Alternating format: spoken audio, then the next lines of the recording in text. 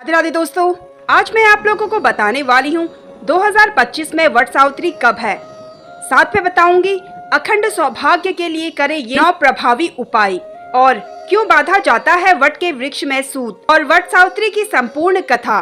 वट सावित्री व्रत विशेष रूप से विवाहित महिलाओं द्वारा अपने पति की लंबी उम्र, अच्छे स्वास्थ्य और सुखमय दाम्पत्य जीवन की कामना के लिए किया जाता है। यह व्रत सावित्री की श्रद्धा और समर्पण की याद में किया जाता है, जिन्होंने अपने पति सत्यवान के प्राण यमराज से भक्ति और चातुर्य से वापस लिए थे। कब रखा जाएगा वट सावित्री का व्रत? वट सावित्री व्रत 2025 में सोमवार 26 मई को मनाया जाएगा। यह व्रत ज्येष्ठ माह की अमावस्या को रखा जाता है, जो इस वर्ष 26 मई को दोपहर 12:11 से शुरू होकर 27 मई को सुबह 8:31 तक का रहेगा। हालांकि व्रत की तिथि 26 मई को ही मानी जाएगी, क्योंकि यह व्रत अमावस्या की तिथि के दिन ही मनाया जाता है। विधि: स्नान और व्रत का संकल्प। व्रत रखने वाली महिला प्रातःकाल ब्रह्म मुहूर्त में उठकर स्नान करती है और व्रत का संकल्प लेती है। वट वृक्ष की सफाई करके उसकी पूजा की जाती है। वृक्ष को अक्षत, फूल, फल, दीपक, धूप, अगरबत्ती, सिंदूर, हल्दी, चंदन, सुपारी, पान, मिठाई आदि अर्पित किए जाते हैं। सावित्री सत्यवान की कथा का श्रवण या पाठ किया जाता है। यह कथा सावित्री की भक्ति और समर्पण की प्रेरणा देती है। परिक्रमा और धागा बांधना। वट वृक्ष की 7 परिक्रमा लगाकर उसकी जड़ों में लाल या पीला धागा बांधा जाता है। भोजन का प्रसाद। व्रत के उपरांत प्रसाद के रूप में फल, मिठाई आदि ग्रहण किए जाते हैं। साथ ही जानेंगे इस व्रत से महिलाओं को क्या लाभ होता है। नंबर 1, पति की लंबी उम्र और अच्छे स्वास्थ्य की प्राप्ति होती है। नंबर 2, दाम्पत्य जीवन में प्रेम और समृद्धि का वास होता है। नंबर 3, परिवार में सुख, शांति और समृद्धि का अनुभव होता है। साथ ही जानेंगे अखंड सौभाग्य के लिए करें ये 9 प्रभावी उपाय। अखंड सौभाग्य, पति की दीर्घायु, सुखी वैवाहिक जीवन व समृद्धि की प्राप्ति के लिए वट सावित्री व्रत के दिन कुछ विशेष उपाय अत्यंत प्रभावशाली माने जाते हैं। ये उपाय श्रद्धा और नियम से करने से इसका फल अवश्य ही मिलता है। वट सावित्री व्रत पर अखंड सौभाग्य के लिए अवश्य करें ये 9 प्रभावी उपाय। नंबर 1, वट वृक्ष की पूजा करके धागा बांधे। वट वृक्ष की 7 परिक्रमा करें। हर परिक्रमा में ओम वट वृक्षाय नमः मंत्र का जाप अवश्य करें। परिक्रमा करते हुए लाल या पीला धागा वृक्ष में बांधे। यह दाम्पत्य जीवन को दृढ़ बनाता है। नंबर 2, सुहाग की 16 चीजें अर्पित करें। सिंदूर, चूड़ी, बिंदी, काजल, बिछुआ, पायल, कंघी, इत्र आदि 16 सुहाग की वस्तुएं सावित्री माता को अवश्य अर्पित करें। इससे सौभाग्य अखंड बना रहता है। नंबर 3, पूरे मन से व्रत कथा का पाठ या श्रवण अवश्य करें। कथा में श्रद्धा रखने से संकट टलते हैं और सौभाग्य की वृद्धि होती है। नंबर 4, सिंदूर अर्पण करें। सावित्री मंत्र का जाप करें। व्रत के दौरान 108 बार मंत्र जपे। ओम सावित्री सत्यवानाय नमः। यह मंत्र पति की लंबी उम्र और वैवाहिक सुख के लिए अत्यंत प्रभावशाली है। नंबर 5, पत्तों से सौभाग्य सामग्री बनाए। वट वृक्ष के पत्तों से छोटी छोटी टोकरियां बनाएं और उसमें सुहाग की चीजें भरकर शिव पार्वती को अर्पित करें। नंबर 6, ब्राह्मणी को सुहाग सामग्री दान करें। किसी ब्राह्मण स्त्री को 16 श्रृंगार की वस्तुएं और कुछ मिठाई दान करें। उन्हें सौभाग्यवती भव कहें, यह शुभ फल देता है। नंबर 7, जल अर्पण करें। वट वृक्ष की जड़ों में तांबे के लोटे में जल, रोली, चावल, पुष्प डालकर वट वृक्ष की जड़ में अवश्य अर्पित करें। नंबर 8, पति की लंबी उम्र के लिए विशेष प्रार्थना करें। ओम नमः भगवते वासुदेवाय या ओम त्र्यंबकम यजामहे मंत्र का जाप पति की लंबी उम्र के लिए करें। नंबर 9, संकल्प पूर्वक उपवास रखें। पूरे दिन जल या फलाहार पर व्रत रखें और पूरे दिन सच्ची श्रद्धा और निष्ठा के साथ व्रत करें। और साथ ही आप जानेंगे वट वृक्ष पर कच्चा सूत क्यों बांधा जाता है। वट वृक्ष पर कच्चा सूत बांधने की परंपरा विशेष रूप से वट सावित्री व्रत में निभाई जाती है। इसके पीछे धार्मिक और प्रतीकात्मक दोनों ही महत्व होते हैं।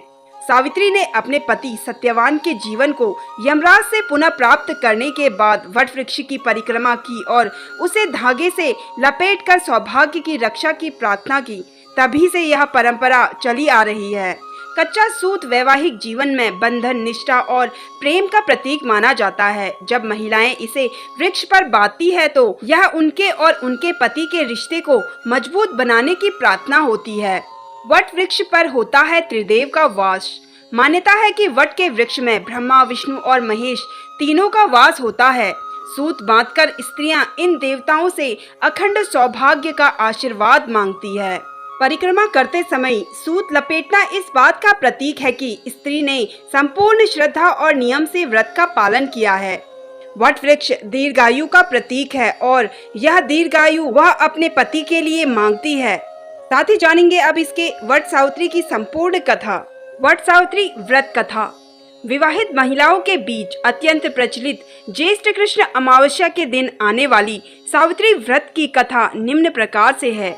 भद्र देश के एक राजा थे जिसका नाम अश्वपति था। भद्र देश के राजा अश्वपति की कोई संतान नहीं थी। उन्होंने संतान की प्राप्ति के लिए मंत्रोच्चारण के साथ प्रतिदिन 1 लाख आहुतियां दी।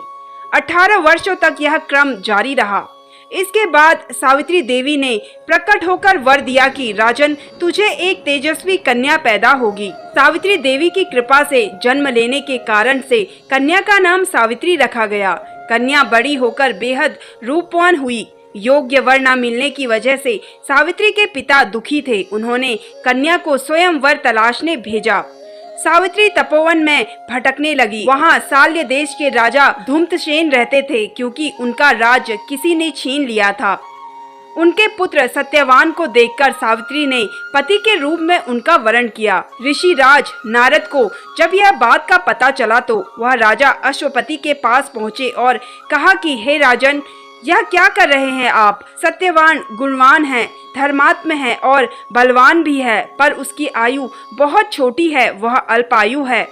1 वर्ष के बाद उसकी मृत्यु हो जाएगी। ऋषिराज नारद की बात सुनकर राजा अश्वपति घोर चिंता में डूब गए। सावित्री ने उनसे कारण पूछा तो राजा ने कहा, पुत्री, तुमने जिस राजकुमार को अपने वर के रूप में चुना है वह अल्पायु है। तुम्हें किसी और को अपना जीवन साथी बनाना चाहिए। इस पर सावित्री ने कहा कि पिताजी, आर्य कन्याएं अपने पति का एक बार ही वरण करती है। राजा एक बार ही आज्ञा देते हैं और पंडित एक ही बार प्रतिज्ञा करते हैं और कन्यादान भी एक ही बार किया जाता है। सावित्री हट करने लगी और बोली, मैं सत्यवान से ही विवाह करूंगी। राजा अश्वपति ने सावित्री का विवाह सत्यवान से कर दिया।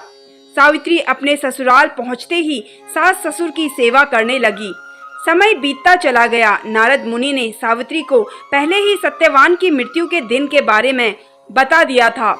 वह दिन जैसे जैसे करीब आने लगा, सावित्री अधीर होने लगी। उन्होंने 3 दिन पहले से ही उपवास शुरू कर दिया। नारद मुनि द्वारा कथित निश्चित तिथि पर पितरों का पूजन किया। हर दिन की तरह सत्यवान उस दिन भी लकड़ी काटने जंगल चले गए। साथ में सावित्री भी गई। जंगल में पहुंचकर सत्यवान लकड़ी काटने के लिए एक पेड़ पर चढ़ गए। तभी उसके सर पर तेज दर्द होने लगा। दर्द से व्याकुल सत्यवान पेड़ से नीचे उतर गए। सावित्री अपना भविष्य समझ गई। सत्यवान के सिर को गोद में रखकर सावित्री सत्यवान का सिर सहलाने लगी। तभी वहां यमराज आते दिखे। यमराज अपने साथ सत्यवान को ले जाने लगे। सावित्री भी उनके पीछे पीछे चल पड़ी। यमराज ने सावित्री को समझाने की कोशिश की कि यही विधि का विधान है, लेकिन सावित्री नहीं मानी। सावित्री की निष्ठा और पतिपरायण को देखकर यमराज ने सावित्री से कहा कि हे देवी, तुम धन्य हो, तुम मुझसे कोई भी वरदान मांगो।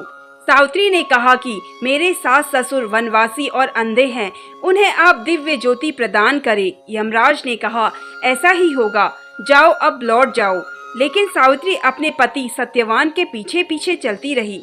यमराज ने कहा, देवी तुम वापस जाओ। सावित्री ने कहा, भगवान, मुझे अपने पति देव के पीछे पीछे चलने में कोई परेशानी नहीं है। पति के पीछे पीछे चलना मेरा कर्तव्य है। यह सुनकर उन्होंने फिर से उसे एक और वर मांगने के लिए कहा। सावित्री बोली, हमारे ससुर का राज्य छीन गया है, उसे पुनः वापस दिला दें। यमराज ने सावित्री को यह वरदान भी दे दिया और कहा, अब तुम लौट जाओ। लेकिन सावित्री पीछे पीछे चलती रही।